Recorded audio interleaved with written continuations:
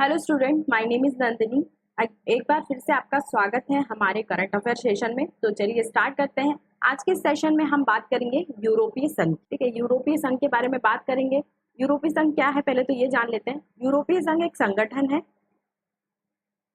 ठीक है, इसकी जो स्थापना की गई वो 1 नवंबर 1993 में की गई है। 1993 में इसकी स्थापना की गई है और इसमें कुल इस संगठन में कितने देश शामिल हैं? यूरोप के 27 देशों का ये समूह है। ठीक है, तो यूरोपीय संघ अभी ये चर्चा में क्यों है? ठीक है, तो यूरोपीय संघ द्वारा क्या किया गया है? एक कानून पारित किया गया है। ठीक है, एक कानून पारित किया गया है। ये कानून किसके लिए है? महिलाओं के अधिकार के संरक्षण के लिए है। और जितने भी देश हैं, यूरोपीय संघ के जितने भी देश हैं, उनको ये बाध्य करता है कि जो भी महिलाओं के खिलाफ हो रही हिंसा हो या उनका उत्पीड़न हो या जनांग की विकृति हो या उनका जबरन विवाह हो, है ना, ऑनलाइन उत्पीड़न हो, किसी भी प्रकार की हिंसा को क्या घोषित करना है? अपराध घोषित करे और उसके लिए कठोर सजा का प्रावधान करता है। ठीक है, यूरोपीय संघ ने महिलाओं के खिलाफ हिंसा का मुकाबला करने के उद्देश्य से अपना एक कानून पारित किया। ये कानून यूरोपीय संघ के सदस्य राज्यों को महिला जननांग विकृति, जबरन विवाह और ऑनलाइन उत्पीड़न जैसी प्रथाओं का अपराधीकरण करने के लिए अनिवार्य करता है। मतलब कि ऐसा कोई भी अपराध, है ना, ऐसा कोई मतलब ऐसी कोई भी कार्य, चाहे जबरन विवाह हो महिलाओं का या उनको ऑनलाइन पीड़ित किया जाए या फिर कैसी भी हिंसा की जाती है अगर महिलाओं से, तो उनका अपराधीकरण करने के लिए बाध्य करता है जितने भी यूरोप संघ के देश हैं उनको। ठीक है, और कानून की आवश्यकता सर्वसम्मति से सहमत कानून की आवश्यकता पर सर्वसहमति से सहमति के बावजूद भी बलात्कार की एक सामान्य परिभाषा के बारे में असहमति, मतलब बलात्कार की परिभाषा के बारे में इस पर चर्चा हो रही थी कि बलात्कार की परिभाषा दी जानी चाहिए कि नहीं दी जानी चाहिए। कुछ सदस्य जो थे वो इससे सहमत थे और कुछ नहीं थे। ठीक है, तो बस ये क्या है, सिर्फ महिलाओं के अधिकार के संरक्षण के लिए इस कानून को पारित किया गया है। ठीक है, एक संगठन के द्वारा पारित किया गया, किसी एक देश के द्वारा नहीं किया गया, ये संगठन के द्वारा पारित किया गया। किसके द्वारा? यूरोपीय संघ। ठीक है, चलिए आगे बढ़ते हैं। तो कानून के प्रावधान क्या है? कानून के प्रावधान के बारे में बात कर लेते हैं कि महिलाओं के खिलाफ लिंग आधारित हिंसा, जबरन उनका विवाह करना या जननांग की विकृति, मतलब जो उनके प्राइवेट पार्ट्स को जो भी नुकसान पहुंचाया जाता है उसके बारे में, या साइबर हिंसा मतलब ऑनलाइन उनको प्रताड़ित करना या फिर ऑनलाइन पीछा करना, ऑनलाइन स्टॉक करते हैं ना लोग उसको, और महिलाओं की अश्लील तस्वीरों को साझा करना, ये सब क्या करेगा? इन सबको क्या मानता है? अपराध मानता है। और इसके लिए कितने 5 साल की सजा दी जाएगी और 5 साल की जेल और कठोर से कठोर सजा का प्रावधान किया जाएगा। और इसके अलावा अगर महिलाओं के साथ उनके बच्चे या जीवन साथी या पूर्व जीवन साथी, राजनेताओं द्वारा या पत्रकारों द्वारा या मानवाधिकार कार्यकर्ताओं के द्वारा किसी प्रकार की हिंसा की जाती है, तो ये उनके खिलाफ भी कठोर दंड के प्रावधान करता है। ये कानून अगर यूरोपीय संघ के द्वारा पारित किया गया है, तो इसके संबंध में बहुत सारे जो लोग हैं इस कानून की क्या कर रहे हैं? सराहना कर रहे हैं। जैसे बेल्जियम के उप प्रधानमंत्री हैं पॉल वॉन, उन्होंने भी इस जो कानून की सराहना की है। बहुत सारे लोग हैं जिन्होंने इस कानून को सराहा है। ठीक है, ठीक है, तो अब हम बात करेंगे कि इससे संबंध में क्या क्या गुंजाइश है और क्या क्या चुनौतियां हैं। जैसे कि मैंने बताया कि ये कानून जो है वो सर्वसम्मति से पारित हुआ, लेकिन इस जो भी चर्चा हुई थी इसमें बलात्कार की जो परिभाषा देने के लिए यूरोपीय संघ ने यूरोपीय संघ के सारे सदस्यों के बीच कोई आम सहमति नहीं बनी है ना। और यूरोपीय संघ के कुछ लोगों ने कहा कि बलात्कार को परिभाषित करने में यूरोपीय संघ वो उतनी क्षमता नहीं रखता है। हालांकि तो इस कानून को यूरोप में बहुत सकारात्मक दृष्टि से देखा जा रहा है। समानता के अधिकार के संरक्षक हो सबके द्वारा इस कानून को सकारात्मक नजरिए से देखा जा रहा है। ठीक है, आगे बढ़ते हैं। हम जानते हैं कि भारत में कौन कौन से कानून हैं जो महिलाओं को प्रदान किए गए। इसके बाद हम जानते हैं कि महिलाओं को कौन कौन से महिलाओं के संरक्षण के लिए, महिलाओं के अधिकार के संरक्षण के लिए कौन कौन से कानून या फिर प्रावधान हमारे भारत में किए गए। तो पहले हम बात करते हैं राष्ट्रीय महिला आयोग। इसकी स्थापना कब की गई थी? 31 मार्च 1992 में इसकी स्थापना की गई थी। ठीक है, तो ये इसके द्वारा क्या किया गया था? राष्ट्रीय महिला आयोग अधिनियम के तहत एक राष्ट्रीय महिला आयोग की स्थापना की गई थी, जो क्या करता है? महिलाओं से मतलब जितने भी अपराध होते हैं यहाँ जाके महिला क्या कर सकती है? शिकायत कर सकती है। और भी है ना, और कोई भी शिकायत कर सकता है। अगर देखता है कि किसी महिला के साथ कोई हिंसा हो रही है तो कोई दूसरा भी जाकर राष्ट्रीय महिला आयोग में जाकर शिकायत कर सकता है। ठीक है, तो महिला अगर उसको कोई परेशानी है, चाहे वो परिवार के द्वारा दी जा रही है या अन्य किसी के द्वारा दी जा रही है, तो महिला डायरेक्ट जाकर राष्ट्रीय महिला आयोग में अपनी शिकायत दर्ज करा सकती है। पहला तो यह। नेक्स्ट जो है वो है महिला सुरक्षा कानून। ठीक है। महिला सुरक्षा कानून, ये निर्भया हत्याकांड जो 2016 में हुआ था उसके बाद इसे पारित किया गया था। इसके द्वारा क्या किया गया, जो महिलाओं के शोषण से संबंधित जो भी मतलब कानून थे, पहले वो उतने सख्त नहीं थे, उनको और भी सख्त किया गया। और पहले क्या था कि जो 18 साल से कम उम्र के जो अपराधी होते थे, पहले उनको क्या किया जाता था, जुवेनाइल जस्टिस के तहत उनको क्या किया जाता था, जुवेनाइल जस्टिस के तहत रखा जाता था। मतलब उसमें क्या कड़ी सजा नहीं दी जाती। जुवेनाइल जस्टिस में जो भी 18 साल के ऐसे अपराधी हैं, अगर वो महिलाओं के खिलाफ कोई हिंसा करते हैं, जैसे बलात्कार के उसमें लिप्त होते हैं, तो उनको अगर वो 18 साल से कम है तो जुवेनाइल जस्टिस में भेज दिया जाता था, और वहां पर उनको क्या वो कड़ी सजा से बच जाते थे। तो 18 साल इस कानून के द्वारा क्या किया गया, अगर जो कोई नाबालिग है वो अगर कोई दुष्कर्म करता है किसी महिला के साथ, तो वो अगर 16 से 18 साल के बीच है तो उससे भी सजा मिल सकती है। इसके द्वारा ये किया गया, ठीक है। तो इसके द्वारा क्या किया गया, महिलाओं से संबंधित जो भी शोषण से संबंधित जो भी अपराध है उनके तहत जो भी सजा दी जाती है उसको सख्त किया गया है। और अगर कोई नाबालिग है,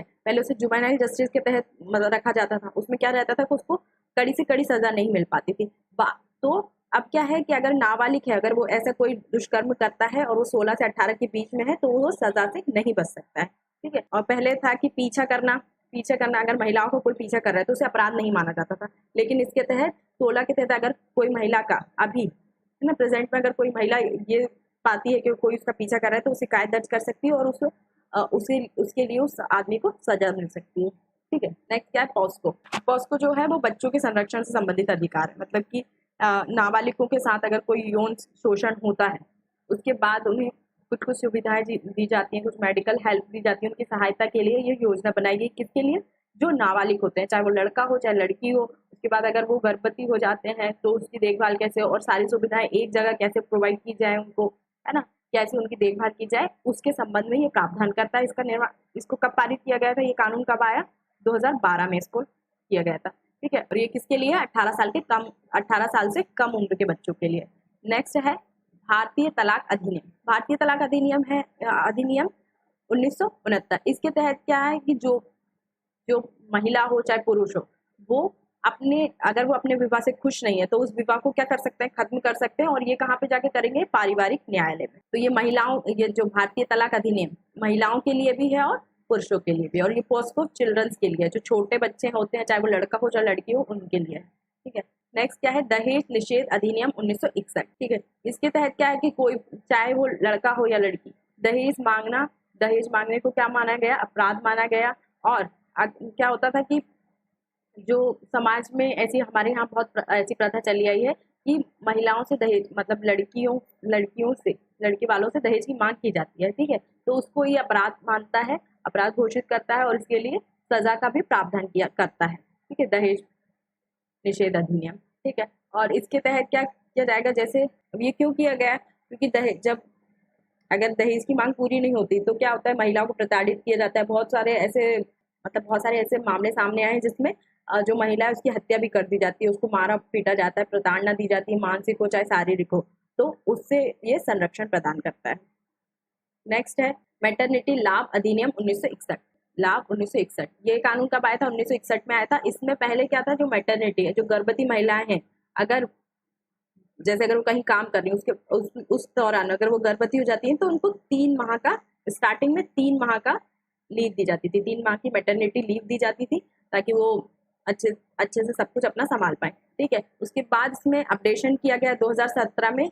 इसकी जो अवधि बढ़ाकर क्या कर दी गई, 6 माह कर दी गई, ठीक है। इसकी अवधि बढ़ाकर 6 माह कर दी गई। अब ये कैसे लागू होता है, अगर कोई महिला 12 महीने तक, जैसे अगर 1 साल में किसी भी फर्म में या किसी भी ऑर्गेनाइजेशन में वो 80 दिन तक काम करती है तो उसे मैटरनिटी लीव दी जाएगी। और मैटरनिटी लीव के साथ उसको जितना भी सैलरी दी जाती है वो सैलरी उसको 6 महीने तक दी जाएगी, है ना, लीव के दौरान भी वो उसको पैसे दिए जाएंगे। नेक्स्ट है सामान्य परिश्रम अधिनियम। ये क्या करता है कि जैसे कि महिला हो, है ना, फीमेल हो या मेल हो, अगर उनको किसी काम के लिए, अगर मेल को किसी काम के लिए 500 रुपए मिल रहे हैं तो महिलाओं को भी उस काम के 500 रुपए ही दिए जाएंगे। ये अधिकार आर्थिक समानता स्थापित करने का काम करता है ये कानून। सामान्य पारिश्रमिक अधिनियम 1976, तो कब लाया गया था, 1976 में। 8 मार्च 1976 को लाया गया था। मतलब समान कार्य के लिए समान वेतन, चाहे महिला हो चाहे पुरुष हो। ठीक है, नेक्स्ट है कार्यस्थल पर महिलाओं के साथ उत्पीड़न। ठीक है, तो ऐसे बहुत सारे मामले आए हैं, चाहे ऑफिस है ना, कॉर्पोरेट सेक्टर हो, गवर्नमेंट सेक्टर हो, महिलाओं के साथ मतलब मतलब उनका शोषण किया ही जाता है ना, चाहे वो कॉर्पोरेट सेक्टर हो चाहे फिर गवर्नमेंट सेक्टर हो। तो ऐसे बहुत सारे हरेसमेंट के केस आए हैं, तो उसके बाद ये कानून लाया गया था। कब लाया गया था? नेक्स्ट है कार्यस्थल पर महिलाओं के साथ उत्पीड़न। ठीक है, अगर कार्यस्थल चाहे वो कॉर्पोरेट सेक्टर हो या गवर्नमेंट सेक्टर हो, अगर किसी भी सेक्टर में अगर महिलाओं को किसी भी प्रकार से ताड़ित की जा रहा है, उनके साथ हरासमेंट की जा रही है, तो ये उसको अपराध घोषित करता है और उसके लिए एक कमेटी के गठन की भी बात करता है, पॉस कमेटी, जिसे हम पॉस कमेटी कहते हैं। ठीक है, ये कानून कब पारित किया गया था? 2012 में लोकसभा में पारित हुआ और 26 जनवरी 2013 में राज्यसभा के द्वारा पारित किया गया। ठीक है, तो इसके तहत महिला अगर कहीं कार्य कर रही हो और वहां पे अगर उसके साथ ऐसा कुछ दुर्व्यवहार किया जा रहा है, तो वो डायरेक्ट जाके क्या कर सकती है? उसके खिलाफ शिकायत दर्ज कर सकती है, जो भी व्यक्ति उसके साथ हैरेसमेंट कर रहा है। ठीक है, नेक्स्ट है महिलाओं का अश्लील प्रतिनिधित्व रोकथाम अधिनियम 1986। ठीक है, इसके तहत महिलाओं की जो पिक्चर्स है ना, महिलाओं की कैसी भी अश्लील पिक्चर्स में जो फोटोज होती है ना, उनके मर्जी के बिना किसी भी सोशल मीडिया प्लेटफॉर्म पर या फिर कहीं भी विज्ञापनों में किसी भी प्रकार से उनकी अश्लील फोटो को वायरल करने को क्या मानता है? अपराध घोषित करता है। ठीक है, तो ये था हमारे भारत में क्या क्या कानून है महिला अधिकार से उनको संरक्षण देने के लिए। ठीक है, हम किसकी बात कर रहे थे? यूरोपीय संघ में। यूरोपीय संघ के बाद हमने देखा कि महिलाओं के लिए क्या क्या कानून है भारत में। ठीक है, अब हम बात नेक्स्ट न्यूज पे चलते हैं। नेक्स्ट न्यूज है centre for world university ranking आई है 2024 में, इसकी रिपोर्ट आई है। इस रिपोर्ट के आधार पर जो भारत के शिक्षा संस्थान है, मतलब भारतीय शिक्षा संस्थानों का जो प्रदर्शन है वो मिश्रित है, मतलब ना ही बहुत अच्छा है और ना ही बहुत ज्यादा खराब है। ठीक है, ना ही वो टॉप पर है ना ही नीचे है। ठीक है, इसमें जो टॉप करने वाली, वैसे तो अहमदाबाद की पहले रैंकिंग बहुत ज्यादा अच्छी थी, अब वो रैंकिंग गिर गई है, लेकिन फिर भी भारत में सबसे टॉप पर अहमदाबाद ही है। ठीक है, तो अहमदाबाद की कितनी रैंकिंग है, किस संस्थान ने कितनी रैंकिंग प्राप्त की है, इस रिपोर्ट में हम वो जान लेते हैं। भारतीय प्रबंधन संस्थान अहमदाबाद की जो रैंकिंग है वो 410 है। इससे पहले वो इससे भी अच्छी रैंकिंग थी उनकी। ठीक है, भारतीय विज्ञान प्रबंधन संस्थान 105 रैंकिंग पर है, इससे पहले इसकी और भी अच्छी रैंकिंग थी। ठीक है, भारतीय प्रौद्योगिकी संस्थान बॉम्बे, इसकी रैंकिंग में सुधार हुआ है, इसकी अभी जो रैंकिंग है 568 है। ठीक है, भारतीय प्रौद्योगिकी संस्थान मद्रास, इसकी 582 है। ठीक है, Tata institute of fundamental research 606, भारतीय प्रौद्योगिकी संस्थान दिल्ली, इसकी 616 है। दिल्ली विश्वविद्यालय 622, भारतीय प्रौद्योगिकी संस्थान खड़गपुर 704, वैज्ञानिक एवं नवोन्मेषी अनुसंधान अकादमी 798, पंजाब विश्वविद्यालय 823। ये भारत की टॉप 10 है, मतलब भारत की यूनिवर्सिटी जो भारत की तरफ से टॉप 10 है ना, और इनका जो उस रैंकिंग में central for world university ranking में ये स्थान। ठीक है, अब जैसे कि अब और बात कर लेते हैं कौन फर्स्ट रैंकिंग पर है। ठीक है, तो हार्वर्ड यूनिवर्सिटी हमेशा की तरह आगे है, और चीन के जो शिक्षा संस्थान है उनकी रैंकिंग में 95% का सुधार हुआ है।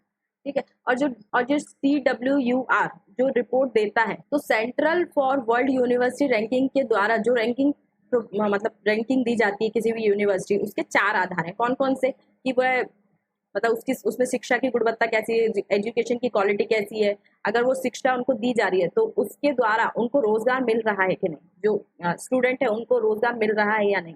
संकाय गुणवत्ता कैसी है? संकाय गुणवत्ता मतलब जो फैकल्टी होती है, टीचर है, उनकी क्वालिटी कैसी है पढ़ाने की, और रिसर्च, उस यूनिवर्सिटी में प्रॉपर रिसर्च होती है, अनुसंधान होते हैं, नए नए इनोवेशन होते हैं या नहीं, इस आधार पर यूनिवर्सिटियों को रैंकिंग प्रोवाइड की जाती है। ठीक है, तो इसमें कितने देश शामिल थे, कितने देशों के विश्वविद्यालय शामिल थे? 94 देशों के 20,966 विश्वविद्यालयों ने इसमें भाग लिया। ठीक है, तो आज के सेशन में इतना ही। कमेंट करके जरूर बताइए कि आपको ये सेशन कितना अच्छा लगा, कितना आपके लिए बेनिफिशियल है, और ऐसे ही वीडियो के लिए आप हमारे चैनल को सब्सक्राइब कर सकते हैं। अगर आपको इन न्यूज से संबंधित जो भी नोट्स चाहिए तो आप हमारे टेलीग्राम ग्रुप या व्हाट्सएप ग्रुप से जुड़ सकते हैं, और चैनल को सब्सक्राइब करना ना भूलें और वीडियो को लाइक करें। Thank you.